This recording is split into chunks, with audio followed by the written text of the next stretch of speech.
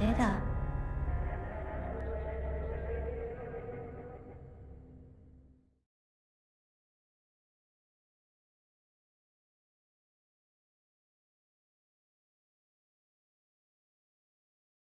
？Welcome to Talking in Stations. I am Matterall. This is the show about EVE Online and some of the players that inhabit the place. So today we're going to explore the news and talk about CCP's and CSM's meeting at the Winter Summit. We'll also talk about players and generations of players. But first I want to introduce everyone. And this time I'm actually going to introduce them and then we'll just get right to the show. So we have from Bastion Carneros, who's their spiritual leader. And spiritual leader. From Brave, we have Dunk Dinkle. Guess his symbol there. From a Mercenary Coalition, Celine, who's also their spiritual leader. Well, and we also have Tiberius from NC Dot. And also Dice Corporation with me. He's like my spiritual brother. Oh, that made me feel all warm and fuzzy inside. It meant to. And we have from INN, we have Thel, who's also from Test, and he's off camera today. Thanks everyone for joining us. Let's get right to some news, and I will first start out with a catch update. And maybe, Thel, you could tell us what's been going on there since you're in Test. Yeah, so Test a month or about now, we left Veil of the Silent to move down with CO2, Drone Walkers, Requiem Eternal, and Mercenary Coalitions with us.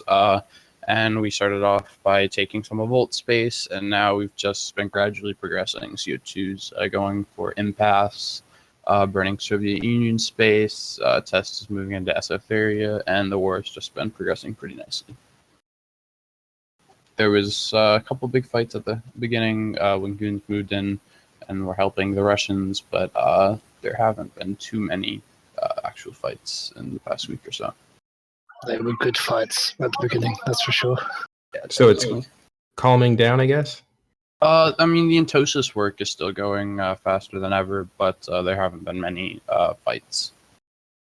There's just really no reason for the Russians to form, because we cannot form them. Not to say they're absent, though. They're definitely harassing Entosisers and trying to take back hubs. Well, that's good to know. It kind of seemed like they just disappeared and were in waiting or something, but they are harassing you guys.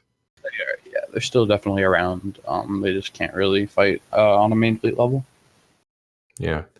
And so the end goal is for you guys to capture territory so that you can pacify it and then eventually build your super capital armada, which is what you guys are trying to do. Yeah, so Test has kind of always moved around a lot. About a year ago, we were in Wicked Creek, and we went to Vale, and we haven't had a steady home for a lot of time, and I think the way it's been explained to me is that when we realized in the Tribute War that we don't have nearly the squabbles of other alliances just because we haven't been stationary for as long. So we're looking to, settle down, have the good routing space, and just build up a nest egg for both the Alliance and the line members. Yeah, that's cool. All right, so if there's nothing else on that, and anyone got anything on catch? Well, yeah, just from my perspective on the other side, you settle down and build caps and super caps thing shouldn't really be associated too much with catch. Catch is sort of turned into a freeway and a path to get from point A to point B, C, D, E, F. And it's not the place where people go to build lots of capitals. It's not safe, right? Well, it's a really convenient path to get to other places, but the other places nearby are generally a better place to go build a lot of caps. So like Esoteria and the surrounding regions. Yeah, so the catch part is calm at the moment. There's the harassment stuff going on and the gardening work necessary, but it's not the it's fallen into sort of an equilibrium with each person, each faction getting what they need out of the picture, except maybe the Stainwagon guys, and and sort of a buffer group in between anyone who can't be next to each other. It's like arranging all the plates at a complicated dinner party. You have to be careful who sits next to whom. Just And like the crap. all the Go ahead. plates have been settled now, so it's calm and no one's yelling.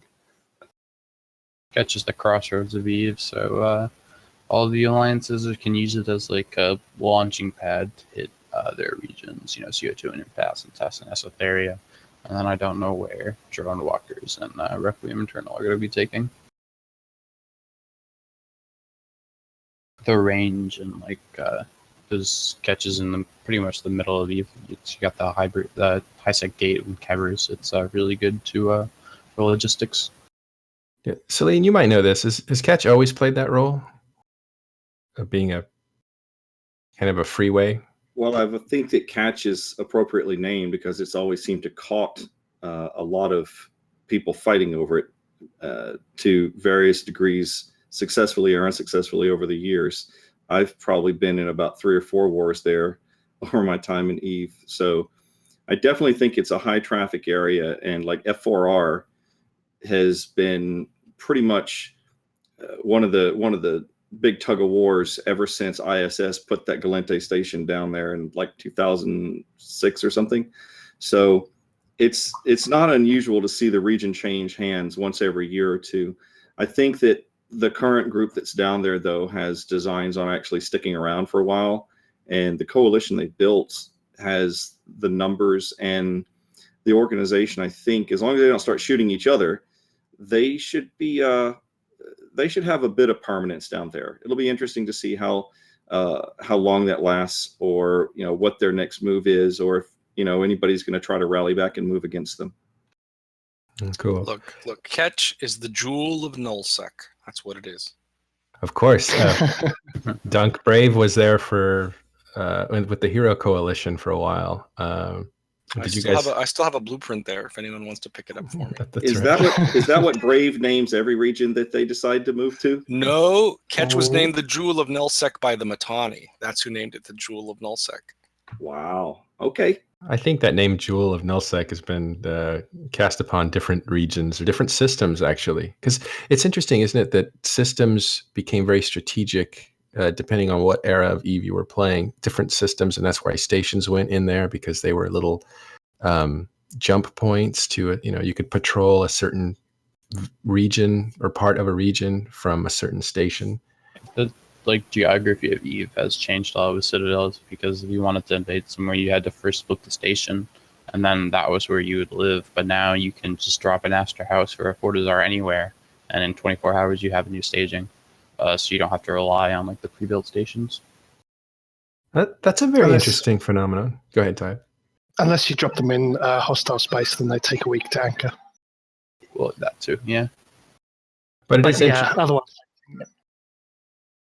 Yeah, it is interesting that the geography is changing now that you don't have those those, I don't know, the important systems are constantly changing, which is interesting because what was important, like head GP, is still very important because that's an entry from a high sec to null sec, which is one of the few, I think. So that system will always be really important. But there's other ones like that were famous systems that are no longer as famous or as necessary as they were before. I think I actually want to think about those, maybe write something about those old systems. Okay, we'll move on to something's really cool. When I was working at EN24, we did a podcast with Akira, and it was to celebrate Brave's 2nd year anniversary. And I remember that because it was one of the first podcasts we did. But Brave now turns 4. Congratulations, Dunk. Thank you. Yes, in 2 days, it will be the 4th birthday of Brave Brave Newbies, the corp that became the Alliance. So it's very exciting. Hard to believe it's been 4 years of playing this insane game. But that's crazy how fast that's gone. You guys survived. Actually, Tiberius, you were in Brave. Yeah, I was in Brave for a year and a half, I think it was. And certainly I wasn't around for sort of the low sec days when Brave really got going and like Dunk was, but certainly I joined on once it became the new kid on the block as far as sort of nullsec was concerned, and it was fantastic. It was a great time. It was like quite literally content every day, which just not a lot of people were able to deliver. And as far as I understand, Brave still delivers to this day. Yeah, content always. every day. How is it in Brave these days? We still have PL attacking you. Well, we're doing pretty good. We just have been moving into Cloud Ring and trying to get ourselves all set up there. That seems to be going pretty well. Obviously, without a big war in the north, there's a lot of blueness going on. So people are looking for anyone who's not blue, which means sometimes us. It also puts in strange situations in which there'll be a fight in which over an asset in which Pandemic Horde is there to help Brave, and they're blue to us. And then PL will show up on scene, and PL does not see Brave as blue. And so you have this strange thing of where Pandemic Horde people are basically seeing everyone blue. They can't shoot anyone, and then Brave is getting obliterated. So it's very strange Diplo dynamics. And then you throw in the initiative showing up or chaos showing up, and then you get this very strange who can shoot who, and tactically it's very weird these days. So we'll get more into Brave in a second when we talk about players. But next, let's go to MC has also, I guess, the second coming of MC Mercenary Coalition Turn 2. So congratulations to you, Celine. Yeah, that was on the 21st of the month, and we've had quite an eventful couple of years, to say the least. And I think that we're kind of in the same mode that a lot of people are right now. There's been war.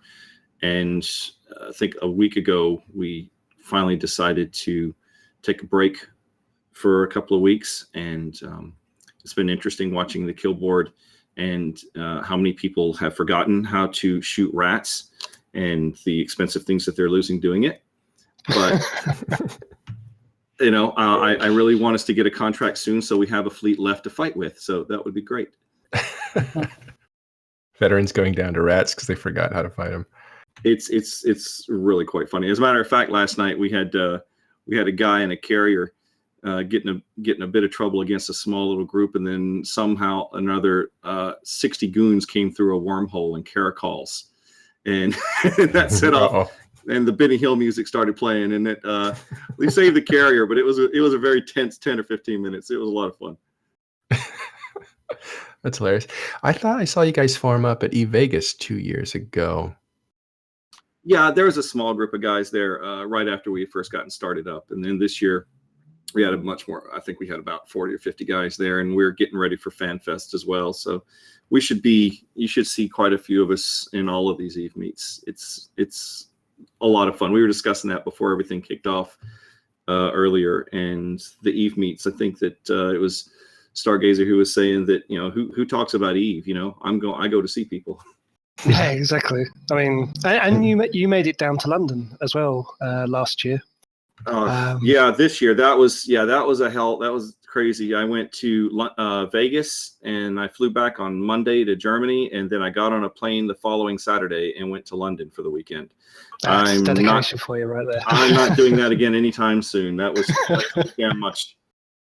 Yeah, and in Vegas you had the party suite too. You guys won that, and that's where I took a picture of Matani with drawing a blank.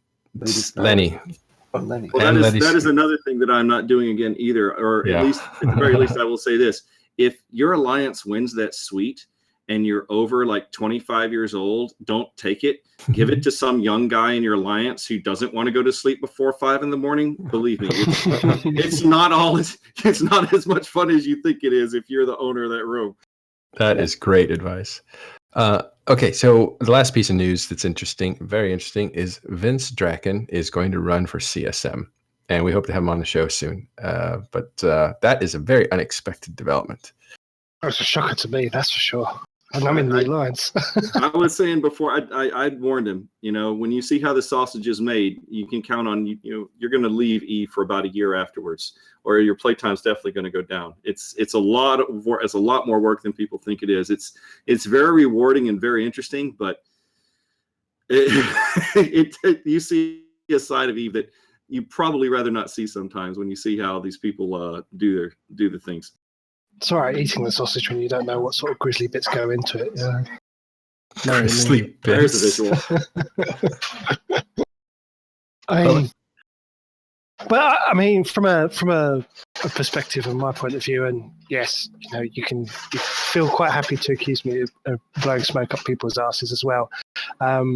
So far, out of all the candidates that have put their name forward, he's probably one of the most experienced, certainly when it comes to nullsec sovereignty warfare. So far, that's said that they're running. Mm-hmm. And as a leader of one of the longest running alliances going, or have been leading parts of some of the longest running alliances as well, I think he brings a lot of probably more psychology to the table. Like, what do these people actually like doing? And I think that might be a good balance and check. Whether he'll come out the other end the same person, who knows? But it's interesting. He's applied for it, and so for anyone who doesn't know, NC Dot is led by Vince Draken, but he's kind of a leader that comes in, rallies the troops, and then gets busy with real life, and then comes back. But he's always like, when he shows up, everybody shows up. It's kind of a interesting phenomenon. Well, I think it's good that he's running, and I do hope he gets on it, because he's one of those guys that's been, playing on and off for over a decade. And regardless of, whose side he's on, in or out of game or whatnot, I think that it's good that someone who has been playing that long still has enough interest to actually try to get on the CSM, because those long-term perspectives are very helpful. Even if you don't like every idea they have or proposal that they would put forward, it's good to kind of have a bit of history, on the council, instead of just a bunch of guys who started playing a couple of years ago. That's the bitter vet in me talking, but it is what it is. Just been super active for basically the whole time that I've been playing, which is a couple of years, and I think he really knows the game. So I hope he gets elected. I think he'd do good. Yeah, I don't mean he takes breaks and stuff. It's every few weeks and stuff. He'll be missing for a while, or when campaigns slow down. But when the wars are on, he's definitely there. But go ahead. Who's next? Carneros, did you want to say something? No. Oh, sorry. It just looked like you were about to jump on. Judging by faces and proximity to microphones. But we'll move on actually to CSM Summit, and we're very lucky because Celine and Carneros both worked at CCP. And so it'll be an interesting perspective from the other side as well. But the CSM Winter Summit is about to happen. Is it happening now, or is it this weekend, or next week? Yeah, and they're going to stream parts of it apparently, which is both awesome and probably horrifying for a few of those guys. Yes, exactly. That blew my mind. Like, honestly, because for the entirety that the CSM has been running, it's literally been a bunch of people go out. You see, if you follow the CSM people on Twitter, you see all these little tweets. Oh, we're having a meeting on this, or we're having a meeting about that, and here's a sneak little picture, and here's a trolly one giving you some leaks, but haha, not really. And then you wait, and then you get the notes. But until I don't think they're going to be notes, streaming the meetings. I mean, I think they're going to be doing daily updates or something, right? Yeah. So from what I understand is there's going to be a section in the day where they get a chance. There's a little lack of detail on exactly what they're going to be talking about at this, but this is probably shocking. the first. Yeah, shocking.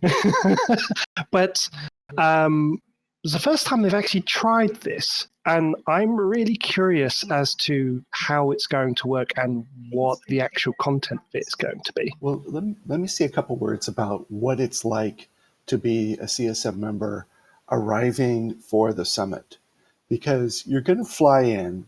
You're at all different times of days, and your sleep habits are going to be off. They're going to put you in a hotel. You're going to show up first thing in the morning on the first day of the summit. You'll come up the elevator to I think it's the 3rd floor where the reception is. Come in, and right behind the reception desk, they have this glass conference room that is not very big, and it will fit all the CSM members, all the CCP guests or participants who are related to that particular subject that is up first. You'll get a schedule for the day that says each hour what you're going to be talking about, or which team or which department is going to come in and talk to you for that period of time. You've got a rigorous schedule. You'll take a break at lunch, and then you'll quit later for dinner. But it's not a very big room. It sometimes loses some of its freshness. Yeah, the room is encased in glass, and Yes. you can see the harbor and the fresh Iceland air right on the other side of that glass. But you're in the room with like 12 very sweaty men, and maybe the occasional female. It gets bacony at times. It's like a Yes. terrarium. It's not a great candidate for filming. That's That should be- basically what I do every day at work, is I have to go to meetings in large rooms that get hot and sweaty where people argue about things. Maybe that should be one of the criteria. There'll be a communications device for people who are participating from home, because there's some people can't show up for it, and they'll do the best they can. It's not really conducive. I agree. The best thing to do would be to film updates afterwards. But it's a relief when everyone says, okay, you got a break for 15 minutes. You can go outside and have a cigarette or get a coffee, and you walk out of that room for air. That should be one of the criteria questions, right? Like, how do you manage humidity or something? Claustrophobic. Crazy. I still remember one of the pictures that came out from last summit, and you see everybody in that room, and you can tell exactly who was the student out of the group, because they were the only person that had their hand up in the air waiting for their turn to speak. Oh wow. God bless Bob Bud. I love him. Get some good stuff done in the evenings, because you'd often all go out to dinner, and then maybe I'll go out to a bar afterwards and have a couple, cocktails. And some of the best interactions then would happen there. It's away from the recording devices. It's away from the note taking. People have loosened up a little bit, courtesy of alcohol, and you can look them in the eye and have a conversation with them. That's a little harder to do in the big sweaty room. So. That's what we're going to call it from now on. Big sweaty greenhouse. Totally. The big sweaty nerd greenhouse. There we go. Oh, you make it so appealing. I can see why people don't come back to Eve. I should not be saying that, because then they're not going to want to run for CSM. But for me, I've always been a little bit of a skeptic of the CSM process, just a little bit, because I always wonder exactly what value CCP get out of this at all. And it's really hard, I guess, for CCP and the CSM to sort of say, hey, there is this value out of it, because so much of it is kept behind closed doors, at least until things are announced. So that's always something that I've always been concerned about. And for people, and there's now we've got the opportunity that there's a couple of people here that have been on both ends of the table. What value do you guys think they get from that? I think it's entirely dependent upon who at the time was who's the senior producer, who's the executive producer, who are the actual game developers. And I think it's, not a stretch to state that there have been varying levels of reception over the years that this has been going on. Some of the devs look at the CSM as some just long running experiment that, they will or won't participate in. And others are very enthusiastic about getting that kind of feedback from players who are actually willing to put their time into trying to help, move things forward. And you've seen, there's been a few expansions when you've actually seen the fruits of that labor. And there's been other expansions whenever you can tell, well, they obviously didn't listen to a damn thing anybody said. Karna. And so, I mean, I wouldn't say that it's not. I would never tell anybody not to do it, because if you think that you've got something to contribute, then you definitely should try, because the team that they got right now is probably one of the more receptive they've had in a while. I think that Seagull has, she's articulated a vision for Eve, and I think she wants to get as much input as she can towards achieving that. The designers, Fozzie and a few of the other ones, they seem to be interested in what people had to say, primarily because they were players for such a long time. But at the end of the day, it really comes down to how the members of the CSM decide to present themselves as well. That's a very big part of it. If you go in there with pitchforks and torches, you're not going to get nearly as far as if you actually come in, and you haven't, and you don't look like you just crawled out of the North Atlantic, and you actually have some things to say, in a language everyone understands. Going on to the roadmap of Eve, I see on the CSM schedule, they have the welcome, and then their first thing's the roadmap, and that's good for me, I think, just because CCP, they have a vision. They presented one at FanFests. I want to say it was 2013 or 2014 with, player on star bases, and that's something they're actively working on, which I'm glad. Well, I think the biggest change to Eve probably in the last year is the alphas. By far, that's the most impacting thing that's really happened. The gameplay stuff is one thing, but the amount of players coming in is changing, and the way they come in. So what do you think? You think they're going to revisit like alpha skills? What can they fly? Is it too limited? Is it is it too wide open? What do you guys think they're going to talk about with alphas, or do you think it's going to be, it's great, perfect, don't touch it? I'm almost scared for them to mess with alphas, because I think they've got something that works really well. I don't want them to break it. I'd agree with that. I think certainly from my perspective anyway, and from sort of the feedback, it gives people enough freedom to just start getting into that zone where they're in the cruisers and they can start realizing some slightly larger ambitions. But if they really want to push it, then they need to start becoming an Omega. But all that time they can sort of mess around. They've got a lot of freedom. We got to remember, like, the alpha thing offers, while it's kind of a lot extended trial, offers one thing that a lot of extended trials don't do, where in fact you can actually still get involved with everything. You just can't use everything, but you can still get involved with everything. And I think that was a really interesting thing. Yeah. Something like alphas is a great subject for CCP to put on the agenda for the CSM, because from a lot of points of view, the system was working really well. The places where they're going to hear that it's not working is the customer service group, and then also talking to the players, and the CSM is one of the easiest ways CCP can talk to the players. So asking them, hey, it looks like it's working from our point of view. How does it look from your point of view? Is there something broken? Is there something missing, like insurance in Citadels or something like that, that we need to jump on and fix? Let us know, because we're not hearing it. That's a great use of CSM. Well, and also, if you're an alpha and you run for the CSM, you get an upgrade to an Omega. That's interesting. All right, last point. So that was the last point. So we're going to move on from CSM to what I wanted to talk about today, and the reason I got some veteran players. And I'm going to revisit this topic every once in a while. Carneros has been playing for a long time, in charge of a lot of people. Dunk has a whole generation that he raised and grew up with. Celine's been around a very long time, coming and going, but it's been a name that has echoed through Eve for more than 10 years. And I was wondering, like, if we could... When I first joined. When I first started playing. Right. He was famous, when we came here, and we've been around a while. But I wanted to talk about players, and I'm going to revisit this because Lady Scarlet is actually going to come on the show, and I'm going to bring Celine on, I'm going to bring Carneros on, and three of us, and maybe some more. We'll revisit this topic at a later time.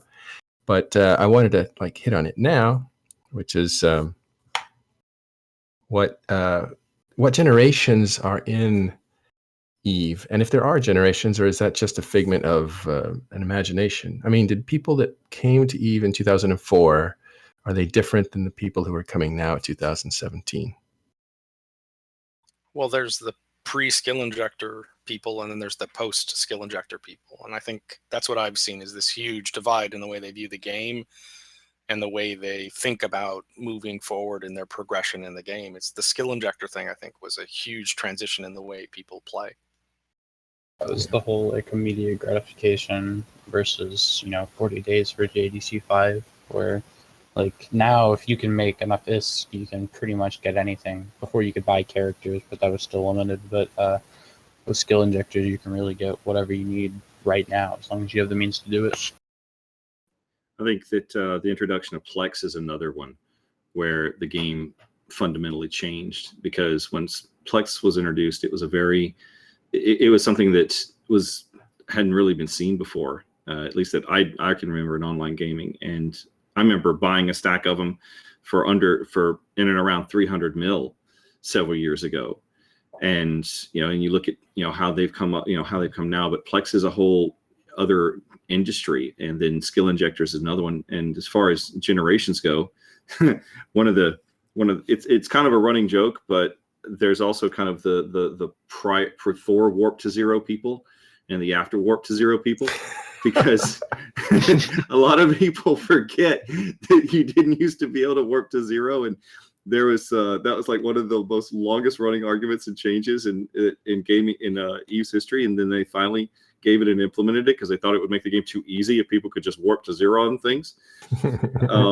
So yes, there's a lot of old, in the snow uphill type of stories from that type of thing as well. But that's when you could actually sell bookmarks on gates and stuff like that, right? So you could. Oh, there's that's what I'm saying. There's whole industries that it killed, and there were these giant debates about like, no, don't do that. You'll hurt.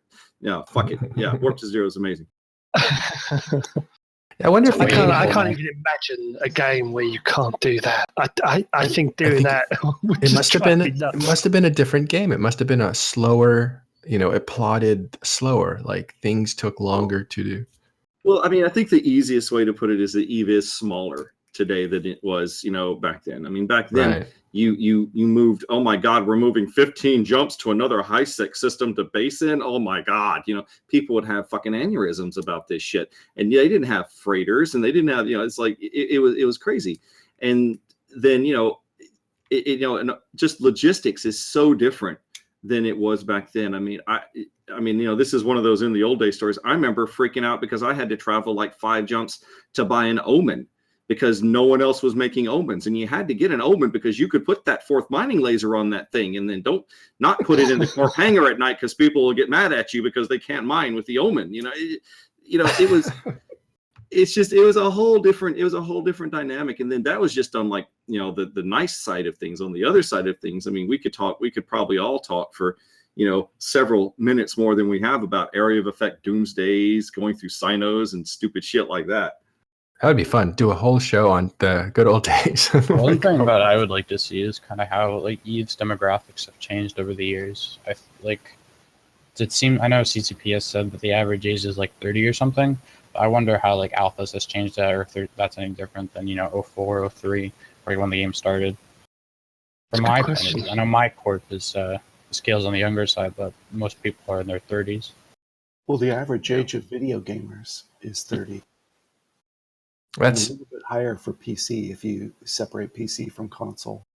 See, that's amazing. Like, you don't think of it that way. You think of it as kids playing video games. I know, because wife aggro is partly you're playing with kids. I'm like, these guys don't look like kids. They look, as old as I am. I don't know. I think a lot of the new players, the alphas, are much younger than the current demographic. We're dealing with an awful lot of 18, 17-year-old people, and sometimes the things they say and do and the way they think about the world is very face palmy for people like me. Well, I mean, I think that you've also got people who are who've been playing this game for a decade and are starting to get their 13 and their 14-year-old kids on like an alpha account, and go mine this boy, and there's not a little of exploitation going on. There's probably a lot. Right. I just bought my daughter a gaming laptop, and she won't play EVE. All she wants to play is Overwatch on it. So I'll show you on camera. I'm trying to get my 9-year-old to come over because he was born when I started playing EVE. I told my 13-year-old that if he came up here, I was going to kill him. So, Right. There he is, you see. See, It's too early, Dad. What are you doing to me? It's too early.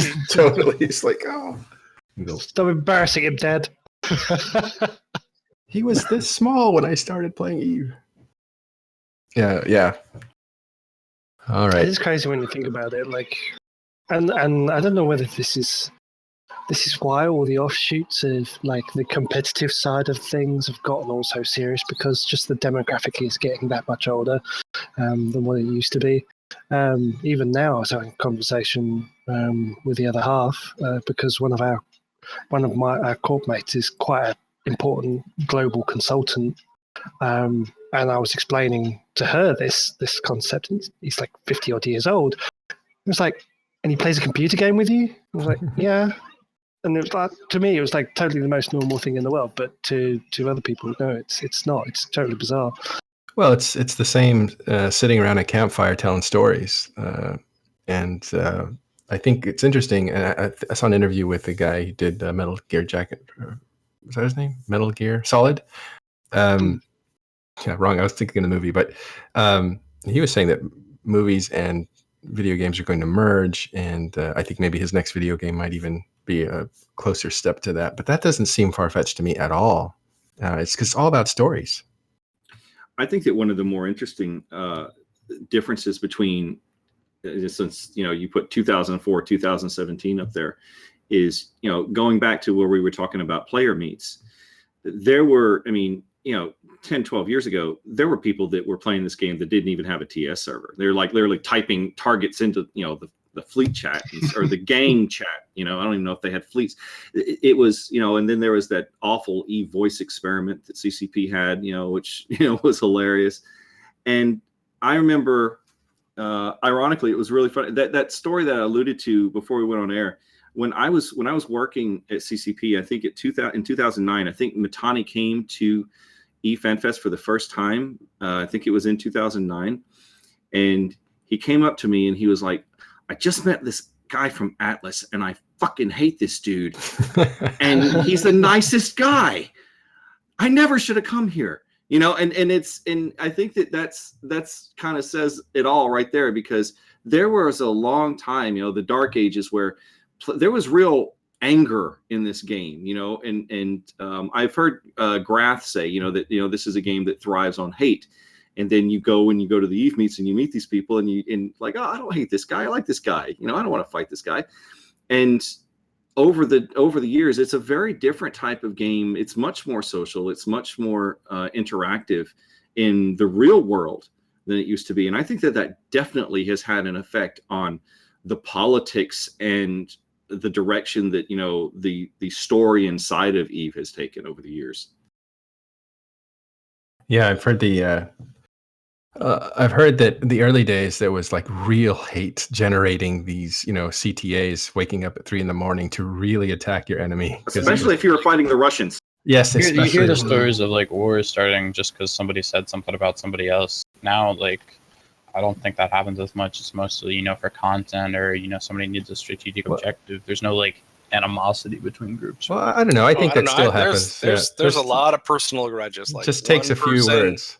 Yeah, one person didn't like something and they happened to maybe, fly a Rorqual around with a bunch of other Rorquals. Like, those are personal grudges. Like NC just attacked CO2 and it was kind of over a comment. And, we pounded Esoteria after the Halloween War. It was pretty much over a comment. And Pro God Legend takes credit for bringing down a coalition without firing a shot, because he got Sword Dragon mad enough to try to do something stupid to go to war without the consensus of test. And it broke that coalition apart. But but before that, before people started meeting each other and having beers and everything else, there was literally there was a lot of like, it was a tug of war and you meant to win. It wasn't just for funds. I think also as well, certainly when you look back at like the old forums where a lot of sort of the inter-alliance communications were done, you look at the old forums, it was very much more RP roleplay in the announcements. People would go onto the forums and make an announcement and going, we are attacking these people because we feel that they've impinged on whatever reason that they want to give at the time. And there was a real sort of it's the home of where all the propaganda that comes out now comes from. It sort of stemmed from all of that, where people would go on and make these big grand statements about the evil of their opponents and all these sort of things, and that was the main line of communication, because Reddit didn't exist and Twitter wasn't around and all these sort of things. So there was a real ongoing narrative of like declarations and counter declarations as well, and you don't really seem to get that more. I got to jump in and support Stargazer here on one point, because he's extremely right about the sort of role-playing aspect of the old forums, but it wasn't just that. People also, before and after, there was a time when Z-Kill didn't exist. There was a time when there weren't even kill mails in the game. Kill mails didn't come for like the first year and a half. So you couldn't, there were literally wars being fought between like Stain Alliance and Curse Alliance, and the victors were arguing on the forums like, well, I killed this and no, you didn't. And it was ridiculous. So that's where they kept score, right? Yeah. He who posted the most won the most, basically. It was ridiculous. And I think some people still play Eve like that.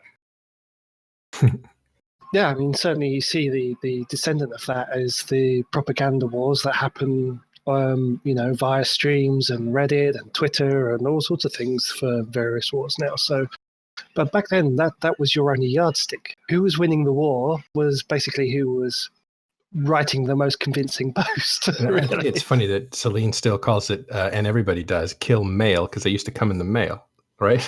Yeah, you would.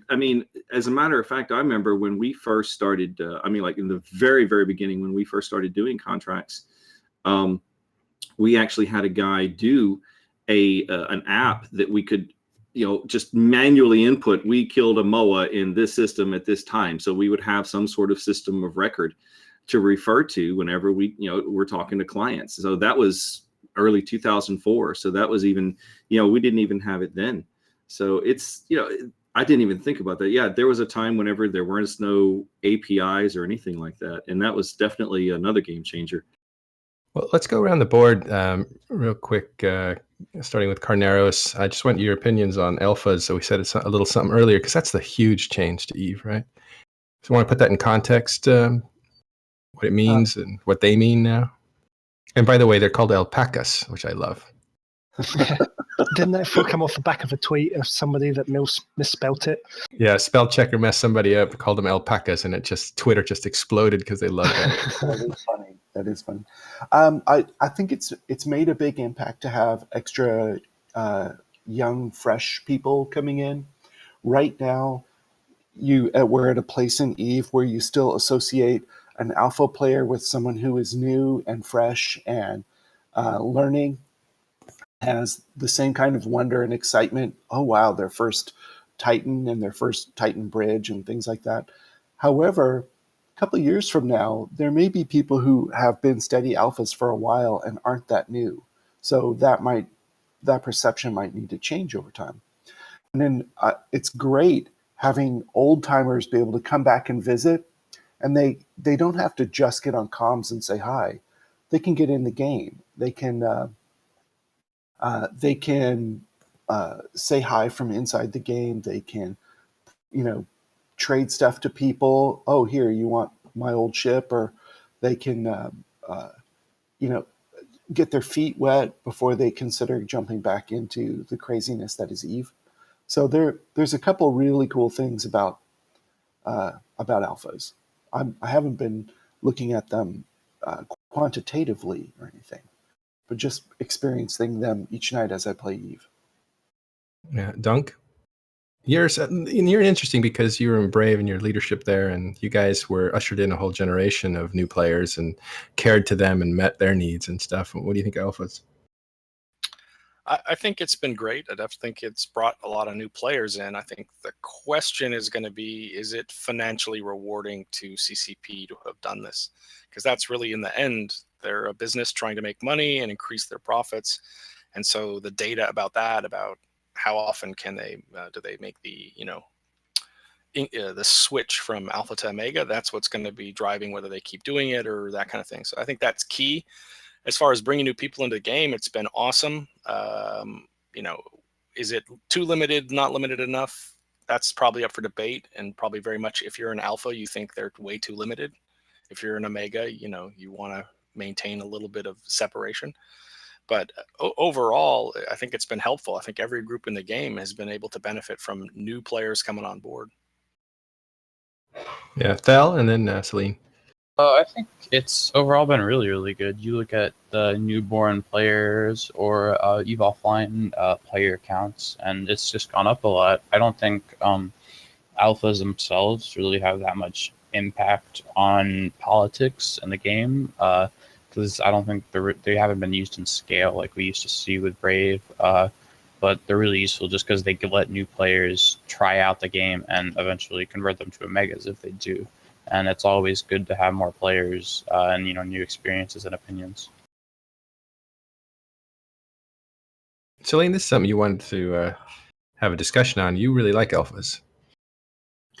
Oh, I think the alphas are probably the freshest idea and definitely the boldest idea the CCP has had in years. It was one of those things that when I saw the first dev blog, it was obvious that they had massaged that thing over and over and over again before it came out. And it was really interesting to see the number of older players that read that thing and walked away going, this is actually not terrible, which is an unusual reaction for, such a giant change, from the older players of the game. Most is like, what the fuck is it? No, I read it and I was like, wow, this is actually a really good way to implement this. And I know that, some of the largest, the largest groups in the game instantly jumped on that bandwagon and said like, okay, we got to figure out a way to do this and not even necessarily exploit it. Everyone got excited, like this is going to breathe life into the game. This is going to get us our next, our next 5 members, our next 100 members or whatever else. And, I know that Goons, ramped up Karma Fleet, Waffles started Pancakes. We started Mercenary Academy, and a lot of, all these groups have their own way of doing things. Some just throw them off into the deep end. We actually do like kind of a violent version of EVE University in MA, but all in all, I can't say enough good things about it. And that's why I said earlier, I kind of hope that they don't try to tweak it too much, because this is one of those things that I don't really think is broken right now. And they got it right. What about you, Tiberius? What do you think of Alpha? I don't know. I love the idea. Sadly, me being me in a bit of vet alliance that just likes dropping their big shiny ships around all over the place, I don't actually get much exposure to them. But from the general feedback I get from the grapevine, is great. And there was a little, I will admit, there was a little smile that sort of crept across my face when I saw a recent battle report between PL and Brave. And it featured the Brave T1 frigate E-War Wing again, with something like 50 carries, or not carries.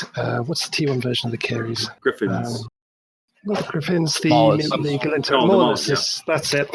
The little Morlises, and I just know that those PL battleships were having a hard time trying to fend them off, and most of them were alphas, which just made me feel a little bit fuzzy, because I think CCP recognised, certainly when you look at the history of the fastest growing alliances in the game, Goons, Test, Brave, Pandemic Horde, and all the other ones, it is that sort of 1 year, 2 year player group that fill them. It is those new guys that just rush into those looking for content, looking for things to do.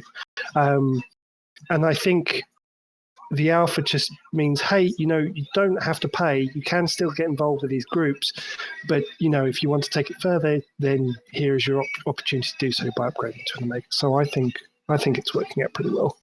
I'd love to see, because I remember when you did a bit of research with CCP Rise, where you were talking about demographics, and you got some demographic figures about how old accounts were, what sort of skill point levels they were. I would love to see that again now. After a year of alphas. I think I got that information right at the end of its validity, because now with skill injectors, you can't tell by skills how old people are and stuff. So really, that's like the snapshot that'll have to just be the end of it. revisiting Yeah. it, I don't think. Because it was totally different back then. So now it's kind of maybe Yeah. going with how old accounts are as opposed to how many SP they have. Let's actually move on to announcements. We're wrapping up the show now.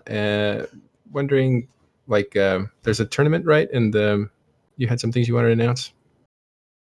Yeah, so the Eventi Cup finished last weekend, and Celine, I understand, is very proud of his Nasty Boys team for winning that. Part of Mercenary Coalition, they came in first place and they won themselves the top prize of 12 plex.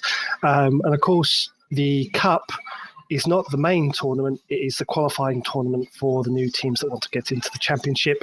So the Nasty Boys and the other top 7 teams of the NT Cup go through to the minor leagues, and the championship starts on the 5th. And that's shaping up to be another good one. So if you like your tournament type stuff, just keep an eye out for Event stuff coming up soon. But yes, it was really good to run. It was really fun to run, and lots of new and old teams alike, and it was pretty interesting matches. Oh, what about meetups? Meetups, lots of meetups. Speaking of making friends. Speaking of making friends. Australia, once again, is reaffirming their position as probably the most social of all EVE players, going by having 4 meets within the first 2 months of the year. They've just held one, but they've got one coming up in Perth, Melbourne, and where is the other one? I haven't got the other one to hand, but they've got Perth and Melbourne, both happening on the February the 4th.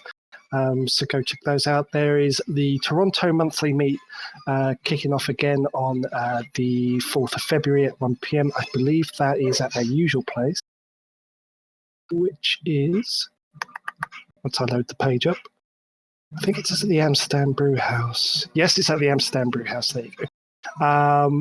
And then the other big one for next month is Eventi London, is on February 18th as well.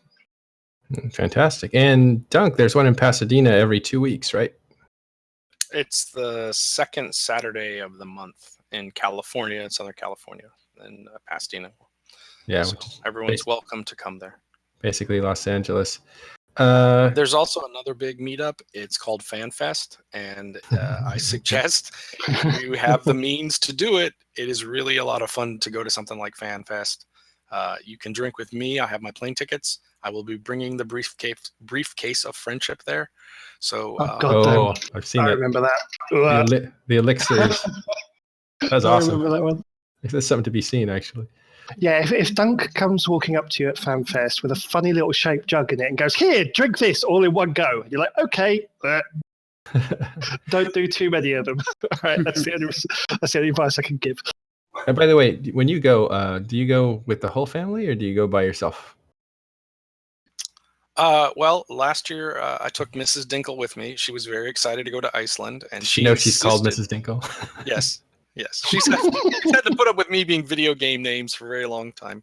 Right. And she insisted we go again this year. She's very excited to go again. Our kids are in college, so they can stay there and do their whatever college things. But yeah, bringing your significant other is a blast because there's lots of parties, and it is a lot of fun. Iceland's a really amazing place. And this year, the Sisters of Eve thing is actually going like underneath the glacier, and they're going to drink beer from the walls of the glacier. Yeah, my wife did that last year. Crazy. Yeah, my wife heard about that. I took her about 2 years ago, and she heard about that, and she's like, "Oh, I'm going this year. I got to go in to do the glacier." So yeah. Carneros, you had one last thing. Oh, are we at the shout-outs? But yeah, that's just fantastic. I've been 5 times. Love it. Absolutely crack on. Yeah. But if we're at the shout-outs, I wanted to give one out to Rick's Javix because my Alliance members were getting on my case about Bastion t-shirts. We want Bastion t-shirts. Can't you make this happen? I'm like, okay. So I talked to Rick's and I said, can you make me something? I gave him the logo and he made t-shirts and coffee cups and a clock and all kinds of things, pillows and all like tons of stuff, and put it up on his store and is hosting it for us. And it's so much fun to drink out of my Bastion coffee mug at work. And he's done that for FCon as well, I believe. And he's also done the Event T one too. So he's been Test really mugs. busy setting these up. It's great just having Eve stuff. Yeah. Yeah. Anybody else have anything else? Shout outs, fine. It's on the spot. I didn't plan for this, so you guys probably didn't plan for it either, and that's okay.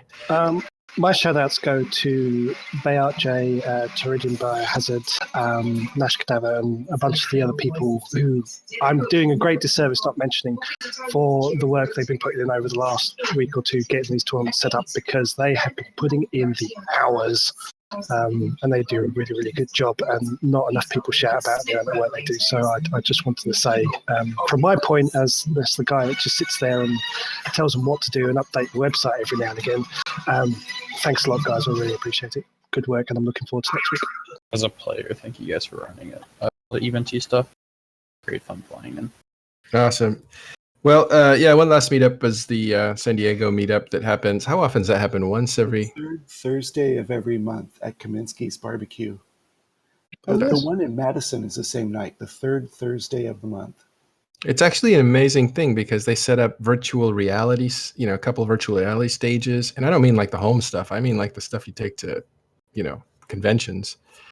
And, anybody can play, and there's a bunch of computers, like a giant LAN party with posters everywhere. It's really well done. I was surprised. I went to this last one.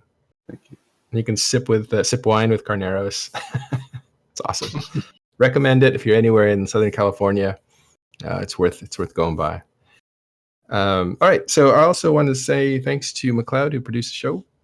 He'll be doing Talking in Stations after show, which is kind of where everybody relaxes and gets the chance to just talk about things. And we invite the viewing audience to come into Discord and join us, participate in that. It's a good place to kind of like get your feet for these kinds of shows if you want to do them in the future. And also, if you're running for CSM, it's a good place to get some exposure.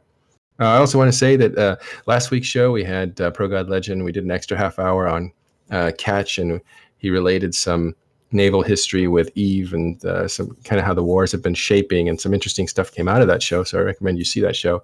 And then you can read the article that was written by Arendis that was kind of a rebuttal to that show, to Pro God specifically. And so the both of them were at odds about naval history, but also how it related to Eve and what that said about the last few wars. Both were very interesting. And then I managed to get them both in the same channel a few mornings ago, and I recorded it. So I'm going to publish that. And it starts out a little hostile, but by the end they're friendly. They're friends. But in between that time is an amazing array of Eve history, tactics that are used, reconnaissance, the kind of stuff that, very few people get to participate in. So it's literally like an hour and a half of some great Eve talk, very impassioned, but very good. And Pro God really lays out some amazing stuff. I was blown away, and it's kind of hard to do that because I've been around for a while. But check it out. I'm going to publish it right after this, and I will also publish last week's Talking in Stations after show, which I missed. So I got busy during the week. I want to thank Carneros. I want to thank Dunk, Celine, always. Tiberius, and Thel. Thank you guys very much for showing up. And that's it for Talking in Stations. We'll see you next week.